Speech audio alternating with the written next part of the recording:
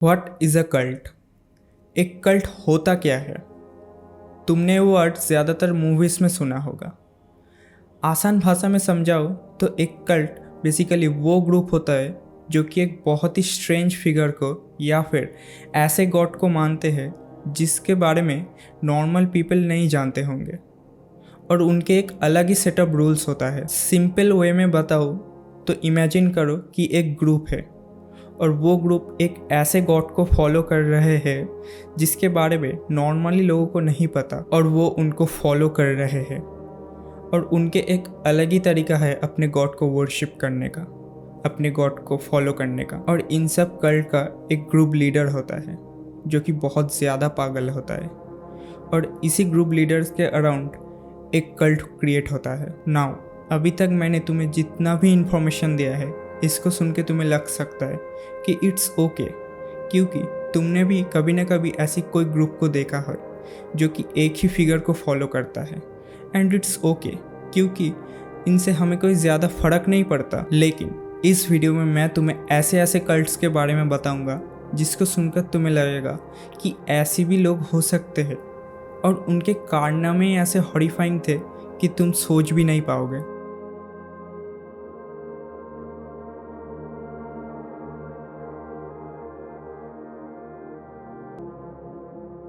Heaven's gate एक cult था, और इस कल्ट का ग्रुप लीडर था मार्शल एपलवाइट, और इस ग्रुप में मार्शल एपलवाइट के अलावा भी 38 और मेंबर्स थे, जिनको मार्शल एपलवाइट ने बताया था कि आगे जाके दुनिया ख़त्म होने वाला है।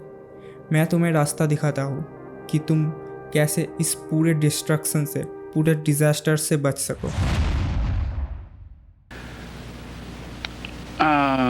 Planet Earth about to be recycled. Your only chance to evacuate is to leave with us. Planet Earth about to be recycled. Your only chance to survive or evacuate is to leave with us.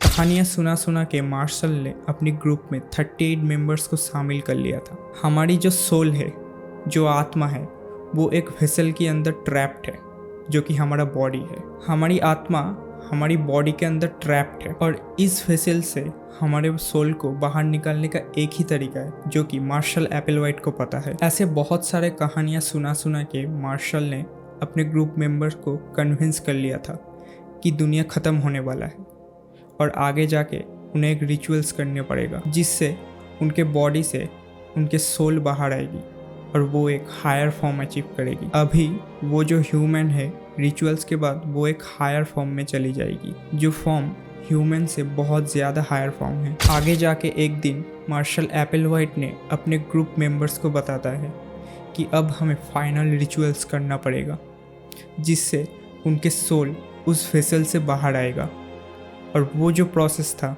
वो था suicide.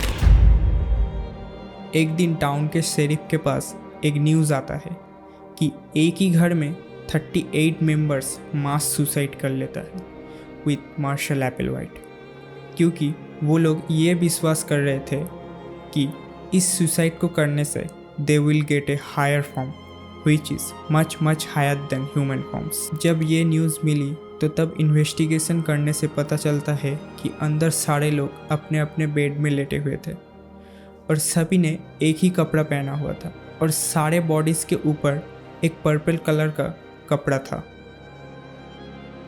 Heaven's gate एक बहुत ही popular cult था। जिन भी लोगों को थोड़ा सा भी कल्ट्स के बारे में नॉलेज है वो हेवेंस गेट के बारे में ज़रूर जानते होंगे।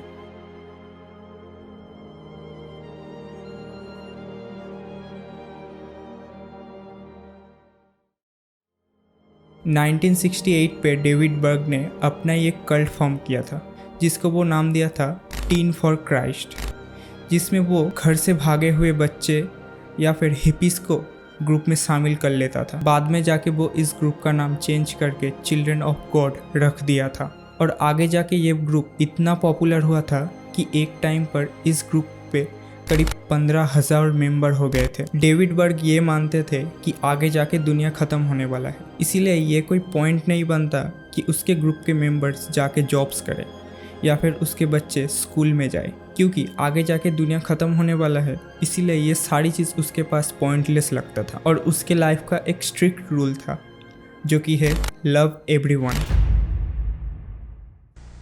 The Ten Commandments were done away with by the law of Jesus Christ, the law of love. God now only has one law, the law of love, to love God with all your heart and your neighbor as yourself. He said, Jesus himself said, the Son of God, in this law, he said, dwelleth all the law and all the prophets. All fulfilled in this one law. Just this one law of love fulfills all 10 and all the rest put together. Love everyone.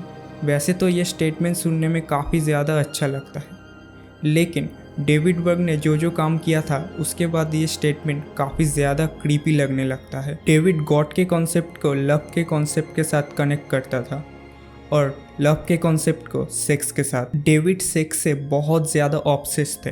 उसका मानना था कि love करने की कोई as नहीं होती है, कोई लिमिट नहीं होती है। फॉर दिस रीज़न तुम किसी भी एज ग्रुप के साथ अपना सेक्सुअल रिलेशन रख सकते हो। डेविड अपने ग्रुप के फीमेल मेंबर्स को बोल दिया था कि वो जाके और लड़के को सेड्यूस करके अपने ग्रुप में लाए, और ऐसे करके बहुत सारे लोग उसके ग्रुप में आ भी गए थे। और इस प्रोसेस को डेविड फ्लर्टी फिशिंग बोलता था। 1984 में डेविड बर्ग की बेटी डोरा ने अपने ही फादर को एक्सपोज कर दिया था, क्योंकि काफ़ी बार डेविड ने उसकी बेटी के साथ सेक्स करने की कोशिश की थी।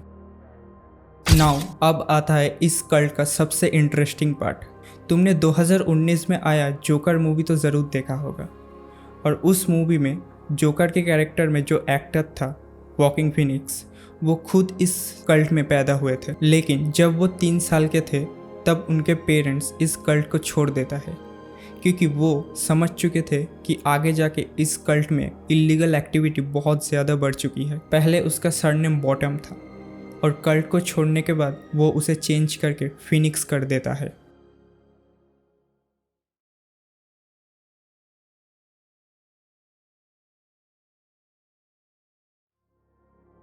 एंट हिल किड्स, इस ग्रुप का लीडर का नाम था रॉच थेरियल्ट, और इस कल्ट में रॉच थेरियल्ट के अलावा भी 11 और मेंबर्स थे। और रॉच थेरियल्ट का ये मानना था कि वो फ्यूचर को देख सकता है, और रॉच ये मानता था कि उसका मोटिवेशनल स्पीच कोई भी फ्रीली सुन सकता है। रॉच अपने ग्रुप मेंबर्स को ये बताया था कि आगे जाके 1997 पे दुनिया ख़त्म होने वाला है, इसीलिए इससे बचने के लिए उन्हें एक इंटरनल माउंटेन नाम का एक पहाड़ में जाकर रहना पड़ेगा। लेकिन आगे जाके जब रॉच का ये प्रेडिक्शन फेल हो जाता है तब ये कल्ट और ज़्यादा डेंजरस हो जाता है। रॉच इस कल्ट का लीडर था, इसीलिए वो अपने ग्रुप मेंबर को काम दिया करता था, और जो भी इस काम को नहीं करता था तब रॉच एक हैमर से अपने ग्रुप मेंबर की पैरों की हड्डी तोड़ देता था। सिर्फ यही नहीं, रॉच अपने ग्रुप मेंबर्स को सेक्सुअल हैरेसमेंट भी किया करता था। ऐसे करके वो 26 बच्चों को जन्म दे चुका था, और जब वो बच्चे बड़े होते थे तो तब वो उन बच्चों को पैरों में कीलों से पैर में लटक देता था, और दूसरे बच्चे उन बच्चों की तरफ पत्थर फेंकते थे। इन सब चीज़ों के बावजूद भी वो उन्हें कभी भी डॉक्टर के पास नहीं ले जाता था।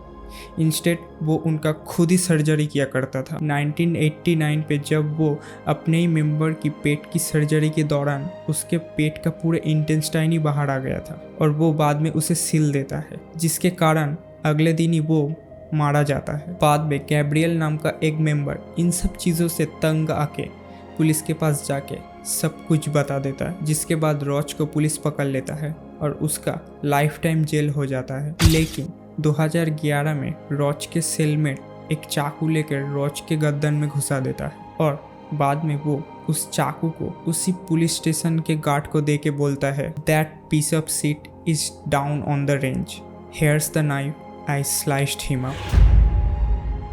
रॉच अपने सेल में ही मारा जाता है, और तब उसका एज था 63। How crazy story.